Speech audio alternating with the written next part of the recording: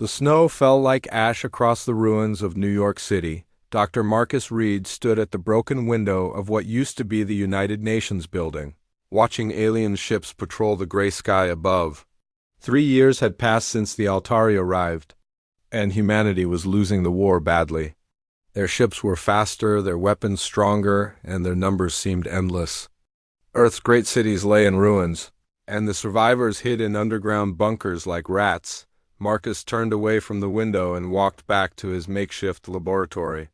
Books and papers covered every surface, mixed with broken pieces of alien technology that human soldiers had managed to salvage from crashed ships.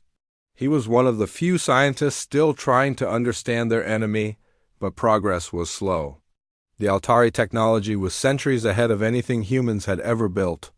General Torres entered the room without knocking. The old soldier looked tired, his uniform dirty from another failed battle. "How many did we lose today?" Marcus asked, not looking up from his work. 200 fighters, 3 destroyers, and the entire Pacific Fleet, Torres replied, his voice flat. "They're moving toward the final phase. Our satellites show their main fleet gathering near the moon. They're preparing for something big," Marcus nodded grimly. Intelligence reports suggested the Altari were planning to end the war completely. They had already destroyed most of Earth's major cities, but small pockets of resistance still fought. The aliens seemed to be gathering their forces for one last attack that would finish humanity forever. The communication device on Marcus's desk suddenly crackled to life. A voice came through the static, speaking in urgent tones. "This is Research Station 7 in Antarctica. We need immediate contact with Earth Defense Command. We found something down here, something important." Torres grabbed the device.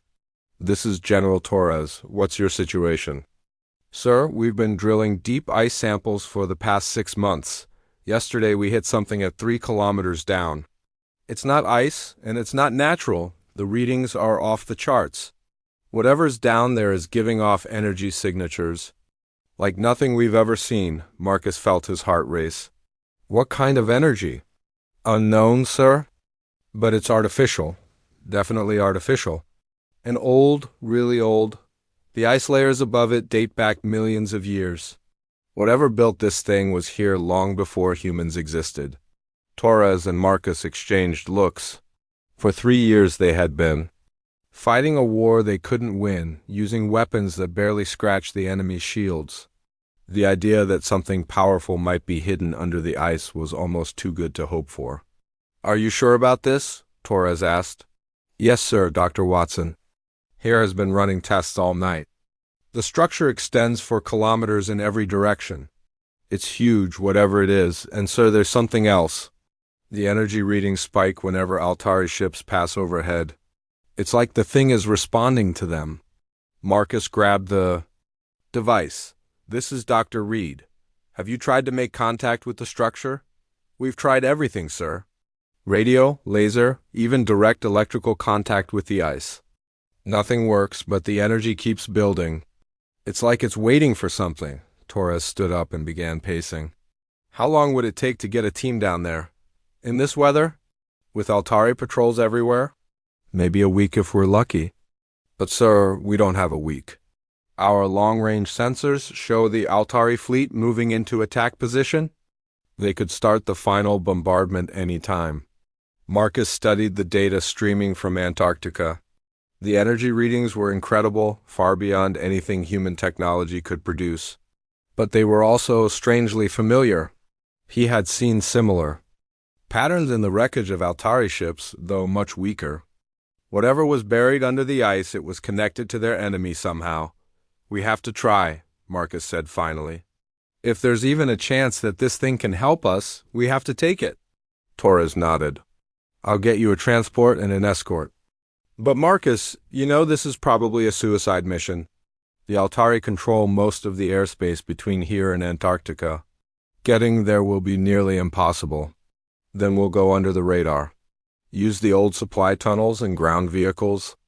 It'll take longer, but we might avoid detection. And if this thing in the ice turns out to be nothing?" Marcus looked out the window again. Another alien ship was descending toward the city, its weapons charging. In the distance, he could see the glow of fires where other human settlements were being destroyed. Then we're no worse off than we are now. The next few hours passed in a blur of preparation. Torres assembled a small team of soldiers and scientists, all volunteers who understood they might not be coming back. They loaded supplies, weapons, and drilling equipment into armored vehicles designed to survive in the Antarctic cold. Marcus packed his research, including every piece of Altari technology he had managed to study.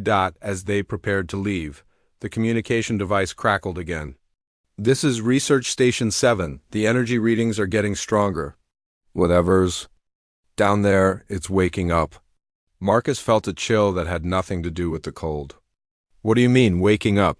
"The patterns are changing, becoming more complex. It's like the thing is trying to communicate. Dr. Watson thinks it might be responding to the Altari fleet movements." Torres checked his weapon and looked at Marcus. "Ready to go?" Marcus nodded, though he wasn't sure he would ever be ready for what they might find in the ice. The convoy of vehicles rolled out of the ruined city, heading south toward the frozen continent. Behind them, the sky filled with alien ships as the Altari prepared for their final attack. As they drove through the wasteland that used to be farmland, Marcus couldn't shake the feeling that they were racing against time itself. Whatever was hidden in Antarctica had been waiting for millions of years. Now, with humanity facing extinction, it was finally stirring to life. The question was whether they would reach it in time and whether it would save them or destroy them. The road ahead was long and dangerous, but it was humanity's last hope.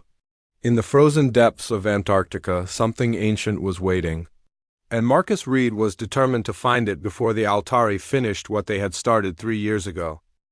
The convoy had been traveling for 5 days through the frozen wasteland when the first Altari patrol found them. Marcus Reed watched from the back of the lead vehicle as alien ships appeared on the horizon like deadly birds of prey. Their sleek forms cut through the Antarctic wind, weapons already charging with an ominous blue glow. "Everyone down!" General Torres shouted over the radio. The armored vehicles scattered across the ice, their drivers pushing the engines to maximum power. The ships dove toward them, energy beams slicing through the air where the convoy had been moments before. Marcus felt the vehicle lurch as their driver swerved around a massive ice formation. The Altari ships were faster, but the rough terrain and constant storms made targeting difficult. Beam after beam struck the ice around them, sending up clouds of steam and debris. "There," Dr. Watson called from the navigation station. "The research station is just ahead." Marcus could see it now, a cluster of prefabricated buildings nearly buried in snow. The convoy raced toward the station as the Altari ships regrouped for another attack. They reached the buildings just as the alien weapons began firing again, diving into the underground tunnels that connected the station to the drilling site. The attacking ships circled the area for nearly an hour before finally moving on. Marcus guessed they had decided the small research station wasn't worth the effort when they had bigger targets to worry about. The final battle for Earth was beginning, and every Altari ship was needed for the assault on the remaining human. CITIES Dr. Watson led them through the tunnels to the main drilling site. The equipment here was unlike anything Marcus had seen before, massive machines designed to cut through kilometers of ice. Steam rose from the central shaft, and the air hummed with electromagnetic energy. "We've been drilling for 6 months, Watson explained as they descended in the industrial elevator. "The ice is incredibly thick, but whatever's down there kept calling to us. The energy readings got stronger every day." The elevator dropped for what felt like forever. Marcus watched the depth gauge climb past 1 kilometer, then 2, then 3. The walls of the shaft were perfectly smooth, carved by the drilling equipment with mechanical precision. But as they went deeper, he began to notice something strange. The ice was changing color, becoming darker and more crystalline. "That's not normal ice," one of the soldiers observed. Watson nodded. "We noticed that too. The deeper we go, the older the ice gets. Some of these layers are millions of years old. But the really strange part is how clean they are. No debris, no volcanic ash, no meteor dust. It's like whatever's down there has been keeping the ice pure. The elevator finally stopped. At a depth of 3 kilometers, the doors opened onto a chamber carved from solid ice, but Marcus could see that the walls were too smooth, too perfect to be natural. Emergency lighting cast eerie shadows across the frozen surfaces, and the air was thick with moisture and electromagnetic interference. "This way," Watson said, leading them down a narrow tunnel. The walls here were covered with strange markings that seemed to shift and change when Marcus looked directly at them. The symbols were definitely not human, but they weren't like anything from the Altari ships either. "How long have these been here?" Marcus asked, running his hand along the wall. "As far as we can tell, about 4 million years. But that's impossible. Nothing this sophisticated existed on Earth that long ago." They walked for several minutes through the tunnels before finally emerging into a vast chamber. Marcus stopped in amazement. The room was enormous, easily the size of a football stadium. The walls curved upward into darkness, and the floor was covered with a strange crystalline material that glowed with its own inner light. At the center of the chamber stood a massive structure that defied description. It was part building, part machine, and part something else entirely. The surface was covered with the same shifting symbols they had seen in the tunnels, but these were more complex, more alive. The entire structure pulsed with a rhythm that reminded Marcus of a heartbeat. "My God," Torres whispered. "What is this place?" Watson approached one of the control panels that lined the walls. "We think it's some kind of facility. The energy readings are off the charts. Whatever this thing is, it's been running on its own power for millions of years." Marcus studied the symbols on the walls more carefully. They seemed to be trying to tell a story, but the meaning was just beyond his understanding. Images of stars and planets appeared and disappeared in the shifting patterns. There were figures that might have been the builders of this place, tall and graceful beings with large eyes and elongated limbs. "Look at this," one of the soldiers called from across the chamber. He was standing in front of a wall covered with different symbols. These were clearer, more recognizable. They showed images of war and destruction, fleets of ships battling. Across the void of space. Marcus felt his blood turn cold as he recognized some of the ship designs. They were Altari vessels, unmistakable in their predatory elegance. But the other ships, the ones fighting against them, were different. They were sleek and powerful, their designs incorporating the same flowing lines as the chamber around them. "This is a war memorial," Marcus realized. "The beings who built this place fought the Altari." Torres moved to another section of the wall, and lost by the look of it. These images show entire worlds being destroyed. Marcus continued studying the symbols. The story became clearer as he followed the images around the chamber. The builders of this place had been part of a great civilization that spanned many star systems. They had been peaceful, focused on knowledge and exploration. But then the Altari had come, just as they had come to Earth. The war had lasted for centuries. The builders had fought bravely, but they were not natural warriors. One by one, their worlds had fallen to the Altari advance. But before the end, they had built something. The images showed the construction of great facilities like this one, hidden on worlds throughout the galaxy. "They built weapons," Marcus said, his voice barely above a whisper. "What kind of weapons?" Torres asked. Marcus pointed to the central structure. "I think that is the weapon." "This whole place is one massive weapon system." Watson joined them at the wall. "But why didn't they use it? If they built something powerful enough to stop the Altari, why did they still lose?" Marcus continued following the story. The final images showed the builders making a terrible choice. They could activate their weapons and destroy the Altari, but doing so would also destroy themselves. The weapon was too powerful, too dangerous to use while they still lived.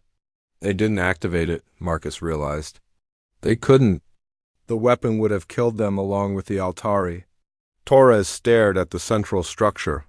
So they built it and then died, leaving it here for someone else to find. "Not someone else," Marcus said, studying the final symbols. "They." Built it for us. The chamber suddenly filled with a low humming sound. The symbols on the walls began to glow brighter, and the central structure pulsed with increased energy. Through the chamber's communication system, they could hear Watson's team reporting from the surface. The Altari fleet is moving. They're beginning the final bombardment. Cities are going dark all over the planet. Marcus looked at the ancient weapon, then at Torres. We need to figure out how to use this thing, and we need to do it fast. Torres nodded grimly. How long do we have? Based on the bombardment pattern, maybe 12 hours before they finish sterilizing the planet. Marcus turned back to the symbols on the wall. Somewhere in these ancient markings was the key to saving humanity. The builders had left their weapon here for this moment, when another species would face the same enemy they had fought so long ago. But first, Marcus had to learn how to read their language and understand their technology. Time was running out, and the fate of the human race rested in the hands of beings who had been dead for millions of years. Marcus Reed had been studying the alien symbols for 8 hours straight when the breakthrough came. His eyes burned from staring at the shifting patterns, and his head throbbed from trying to understand a language that had been dead for millions of years. But suddenly, like pieces of a puzzle falling into place, the meaning became clear. They called themselves the Architects, he announced to the team gathered around him. They were builders, explorers, scientists, and they faced the same enemy. We're fighting now? General Torres looked up from the communication station where he had been coordinating with Earth's remaining defenses. The reports were getting worse by the hour. The Altari were systematically destroying every human settlement they could find. What else do the symbols say? Marcus pointed to a section of the wall where the images showed the construction of the weapon. This facility isn't just a building. It's a machine designed to manipulate space and time itself. The architects discovered that the Altari have one weakness. They exist in normal time, just like us. But this weapon can create bubbles of accelerated time around their ships. What does that mean? Dr. Watson asked. It means we can age their entire fleet to dust in seconds. Their ships might be advanced, but they're still made of matter. Make time move fast enough around them, and they'll crumble from their own age. Torres studied the central structure with new interest. How do we activate it? Marcus's excitement faded as he read the next set of symbols. That's the problem. The weapon requires a specific type of neural interface. The architects had a unique brain structure that could connect directly with the machine. Our brains are completely different, so we can't use it? The architects thought of that. They built in a backup system. Marcus moved to another section of the wall. If multiple minds work together in perfect harmony, they can create a neural pattern similar to what the machine needs. But it requires thousands of people all thinking as one. Watson frowned. That's impossible. Humans can't share thoughts. Like that. Actually, we can, Marcus said, remembering studies he had read about group consciousness. Under extreme stress, humans have been known to develop telepathic connections. Soldiers in battle, people in disasters, families in crisis. The brain can adapt in ways we don't fully understand. Torres activated the communication system. This is General Torres to all remaining Earth forces. We need to establish contact with every human settlement on the planet, immediately. Over the next hour, they managed to reach scattered groups of survivors across the globe. Underground bunkers in London, mountain hideouts in Tibet, submarine bases in the Pacific. The numbers were smaller than Marcus had hoped, but it might be enough. We need you to listen carefully, Marcus spoke into the communication device. We've found a weapon that can stop the Altari, but it requires all of us to work together. You need to find as many people as possible and link your minds. How do we do that? Came a voice from the London bunker. Physical contact helps. Hold hands, touch shoulders, whatever works. But more importantly, you need to focus on the same thought at the same time. Think about survival, about fighting back, about saving humanity. The emotion has to be pure and strong. Reports came in from around the world as the survivors attempted to follow Marcus's instructions. In the Australian outback, Aboriginal elders shared ancient techniques for group meditation. In the Japanese islands, the remaining population practiced collective breathing exercises. In the African highlands, tribes that had never seen modern technology joined their voices in traditional songs of war. The weapon began to respond. The central structure pulsed brighter, and the symbols on the walls shifted faster. Energy readings spiked throughout the facility. But it wasn't enough. "We're only getting about 60% of the required neural pattern," Watson reported. "We need more people or stronger connections." Marcus felt despair creeping in. The Altari bombardment was intensifying. Satellite feeds showed entire continents going dark as the alien fleet systematically destroyed everything in their path. They were running out of time and running out of people. "Wait," he said suddenly. The symbols mentioned something about amplification. The architects had a way to boost the neural signals. He traced the patterns on the wall with growing excitement. They used their own life force to power the weapon. They knew they would die, but they chose to sacrifice themselves to create a signal strong enough to activate the machine. Torres understood immediately. "You're talking about volunteers dying to power this thing. Not dying exactly, but the neural strain would be enormous. Some people might not survive the connection." The communication system crackled with voices from around the world. The survivors had heard the conversation, and their response was immediate. "We'll do it," came a voice from the London bunker. "We're all going to die anyway if this doesn't work." "Count us in," said the Australian group. "Better to die fighting than hiding?" Similar responses came from every settlement. Marcus felt tears in his eyes as he realized what humanity was willing to sacrifice for the chance to survive. "All right," he said into the communication device. "We're going to attempt the neural link. Focus on the same thought, the same emotion. Think about Earth, about the future, about the children who might live to see tomorrow, and hold on to each other." The weapon began to hum with increasing power. The central structure blazed with light as thousands of human minds across the globe reached out to each other. Marcus could feel it happening, a connection forming between people who had never met but were united by their determination to survive. In the London bunker, 50 people held hands in a circle, their minds focused on the memory of their city before the war. In the Pacific submarine, the crew shared thoughts of families they had lost. In the Tibetan mountains, monks and soldiers alike meditated on the concept of sacrifice for the greater good. The neural pattern grew stronger. Watson's instruments showed the readings climbing toward the required threshold. 70%, 80%, 90%. The facility shook with the power building in the central structure. "It's working!" Marcus shouted over the increasing noise. "The weapon is coming online." But even as he spoke, alarms began sounding throughout the facility. The Altari had detected the energy surge and were sending their most powerful ships toward Antarctica. They recognized the technology from their ancient war with the architects, and they knew they had to stop it before it could be used against them. "Incoming ships," Torres reported, "massive ones." "They'll be here in minutes." Marcus looked at the weapon readings. They were at 95%, so close to activation. But the Altari would arrive before they reached full power. "We need more time," he said desperately. "Then we'll buy you time," Torres replied, grabbing his weapon. "Watson, get your people to the surface. Set up a defensive perimeter. We hold them off as long as we can." As the soldiers prepared for their last battle, Marcus turned back to the symbols on the wall. Somewhere in the ancient text was the key to activating the weapon before the Altari could stop them. The fate of humanity hung in the balance, and time was running out. The ground shook as the first Altari warship landed on the ice above the facility. Marcus Reed could hear the rumble of weapons fire and the shouts of human soldiers as General Torres led the defense. The neural link was holding at 98%, but they needed those final 2% to activate the weapon.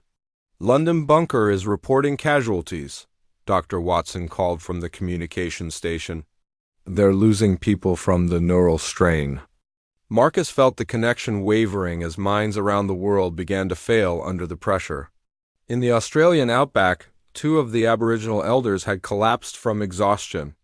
In the Pacific submarine, the crew was struggling to maintain focus as their vessel came under attack by Altari patrol ships. "We're losing them," Watson said, watching the readouts drop. "The pattern is breaking down." Marcus stared at the symbols on the wall, desperately searching for another solution. The architects had faced this same problem, but they had found a way to complete the neural link. The answer had to be here somewhere in their ancient text. Above them, the battle was intensifying. The facility's communication system picked up Torres's voice over the sound of energy weapons and explosions. "They're through the first defensive line. We can't hold them much longer." Marcus traced the symbols with his finger, following the story of the architects' final battle. They had been losing too, their neural link failing as their people died under Altari attack. But then they had done something desperate, something that had cost them everything but allowed the weapon to activate. They used their own facility, Marcus realized. The architects connected their minds directly to the weapon itself. Watson looked up from his instruments. "What do you mean?" "The central structure isn't just a weapon. It's also a neural amplifier. They designed it to boost the mental connection between users. But the power requirements are enormous. Anyone who connects directly to the machine would burn out their nervous system." "You're talking about suicide," Marcus nodded grimly. The architects knew they were going to die anyway. So they chose to die in a way that would complete the neural link and activate the weapon. The facility shook again as another Altari ship landed outside. Through the communication system, they could hear Torres ordering his remaining soldiers to fall back to the inner defenses. The aliens were getting closer to the weapon chamber. How many people would it take? Watson asked. Marcus studied the symbols again. Based on the architect's calculations, maybe 20 or 30 people connecting directly to the machine. The neural feedback would kill them, but it would provide the boost needed to complete the link. Watson was quiet for a moment. "I'll do it." "What?" "I'll connect to the machine, and I'll find volunteers from the research team." We knew this was a suicide mission when we started. Before Marcus could respond, the communication system crackled with voices from around the world. The survivors had been listening to the conversation. "We heard what you said," came a voice from the London bunker. "We volunteer." "Count us in," said the Australian group. "We're ready." Similar responses came from every settlement. People who had never met were volunteering to die together to save humanity. Marcus felt overwhelmed by the courage of ordinary people facing impossible odds. "All right," he said into the communication device. "We're going to attempt direct neural connection. Watson and I will link to the machine here. The rest of you, maintain your connections and be ready to channel everything you have into the weapon." Watson began connecting cables from the central structure to neural interface headsets. The equipment was designed for the architect's physiology, but Marcus hoped it would work well enough with human brains to complete the link. The first volunteers put on the headsets and immediately began convulsing as massive amounts of energy flowed through their nervous systems. Marcus watched in horror as their vital signs spiked and then flatlined. But the weapon readings jumped upward with each connection. "It's working," Watson said, his voice tight with pain as he connected his own headset. "The neural pattern is strengthening." Marcus attached the final headset to his own head. The pain was immediate and overwhelming, like lightning flowing through his brain.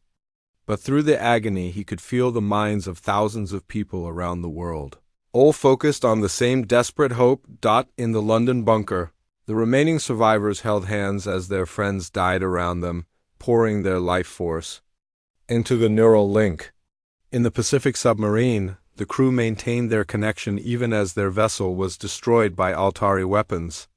In the Tibetan mountains, monks and soldiers alike gave their lives to power the ancient weapon.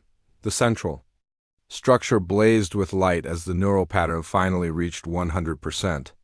The weapon was fully activated, drawing power from Earth's magnetic field and the quantum vacuum itself. Marcus felt the machine's consciousness awakening. a vast intelligence that had slept for millions of years. Through the weapons sensors, he could see the Altari fleet in orbit around Earth. Hundreds of ships, each one capable of destroying entire cities. But the weapon saw them differently. It saw their structure through time, their past and future existence spread across the dimensional spectrum. "Fire," Marcus whispered, his voice barely audible through the neural interface. The weapon didn't fire in any conventional sense. Instead, it reached out through space and time, creating bubbles of accelerated temporal flow around each Altari ship. The aliens suddenly found themselves aging thousands of years in seconds. Their advanced hulls, designed to last for centuries, began to crumble as time itself became their enemy. Marcus watched through the weapon sensors as the mighty invasion fleet turned to dust. Ships that had conquered dozens of worlds became clouds of ancient debris drifting through space. The Altari Empire, which had terrorized the galaxy for millennia, suddenly found itself facing its own mortality, but the weapon's effects didn't stop at Earth's orbit. The temporal wave continued outward at faster than light speed, reaching the Altari home systems and their colonial worlds. Throughout the galaxy, the species that had called itself the Devourers of Worlds was being devoured. By time itself, in the weapon chamber, Marcus felt his consciousness expanding beyond his physical body. Through the neural link, he could sense the weapon's full power, its ability to reshape reality itself. The architects had built something that could rewrite the laws of physics, and they had left it for humanity to inherit. The connection was burning out his nervous system, but Marcus held on long enough to see the weapon's final display. The Altari Empire was collapsing throughout the galaxy. Their worlds were aging, their people were dying, and their technology was failing as time accelerated around them. Above the facility, the last Altari ground forces were retreating in confusion as their command ships crumbled in orbit. General Torres and his surviving soldiers watched in amazement as the alien attackers suddenly fled. Their weapons failing and their armor falling apart, Marcus felt his consciousness slipping away as the neural interface finally burned out his brain. But through the link, he could sense the weapon powering down, its task complete. The Altari threat was ended, not just for Earth, but for every world they had conquered. As darkness closed around him, Marcus's last thought was of the children, who would now have a chance to grow up in a free galaxy. The architect's sacrifice had not been in vain, and neither had his own. The silence was deafening after the weapon fired. General Torres stood in the entrance to the chamber, his weapon still raised, waiting for the next wave of Altari attackers, but none came. The facility's communication system had gone quiet, and the energy readings from the central structure were dropping to normal levels. "Is it over?" one of the surviving soldiers asked. Torres looked at the neural interface stations where Marcus Reed and Dr. Watson had made their final sacrifice. Both men were dead, their bodies burned out by the massive energy flows they had channeled through their minds. Around the world, similar scenes were playing out in every human settlement. The volunteers who had connected directly to the weapon had paid the ultimate price. "Report from the surface," came a voice over the radio. "The Altari ground forces are retreating. Their equipment is falling apart. Some of their soldiers are aging rapidly and dying." Torres moved to the communication station and tried to raise Earth's orbital defenses. Static filled the channel for several minutes before a weak voice came through. "This is Defense Station Alpha. The Altari fleet is gone. I repeat, the entire invasion fleet has been destroyed. We're seeing debris fields throughout the system, but the ships appear to have aged to dust." Torres felt a weight lift from his shoulders. The weapon had worked, humanity was safe, but the cost had been enormous. Thousands of people had died to power the ancient machine, and the survivors were scattered across a devastated planet. Over the next few hours, reports came in from around the world. The Altari forces everywhere were in retreat or already dead. Their advanced technology was failing as the temporal effects spread throughout their empire. Ships that had been terrorizing human settlements just hours before were now drifting. Hulks filled with ancient corpses, but the weapon's effects went far beyond Earth's solar system. Long-range sensors picked up signals from distant star systems where the Altari had maintained colonies and outposts. The temporal wave had reached them too, aging entire worlds in seconds. The empire that had conquered dozens of civilizations was collapsing throughout the galaxy. Torres established contact with the remaining human leaders and began coordinating the recovery effort. Cities would need to be rebuilt, populations relocated, and a new government established. But for the first time in 3 years, humanity had a future to plan for. In the weapon chamber, the central structure continued to pulse with a faint inner light. The architects had designed it to remain active, ready to defend against future threats.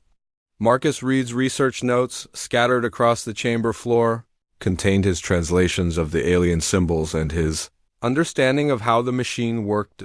Torres gathered the notes and began studying them. The weapon was more than just a defensive system. It was a tool that could manipulate time and space on a galactic scale. The architects had left behind the key to technologies that could reshape civilization itself. "Sir," one of the surviving scientists called from a control panel. "There's something else here? The weapon is showing us star charts?" Torres joined him at the display. The screen showed a map of the galaxy with dozens of points marked in the same symbols used throughout the facility. "What are those?" "I think they're other weapons." The architects built multiple facilities like this one throughout the galaxy. They're all connected through some kind of quantum network. Torres studied the display with growing amazement. The architects hadn't just built one weapon. They had created a galaxy-spanning defense network, with Earth as just one node in a vast system designed to protect intelligent life from predators like the Altari. "Can we contact the other facilities?" Dr. Reed's notes suggest we can, but it would require reactivating the neural link, and we don't have enough volunteers left to power it safely. Torres thought about the implications. Humanity had inherited not just a weapon, but a responsibility. The architects had built their network to protect all intelligent species from extinction. Now that duty had passed to the survivors of Earth. Over the following weeks, as humanity began to rebuild, scientists worked to understand the full scope of what they had inherited. The weapon facility in Antarctica was connected to similar installations on worlds throughout the galaxy. Some were still active, waiting for their builders to return. Others had been discovered by species that had survived their own encounters with the Altari.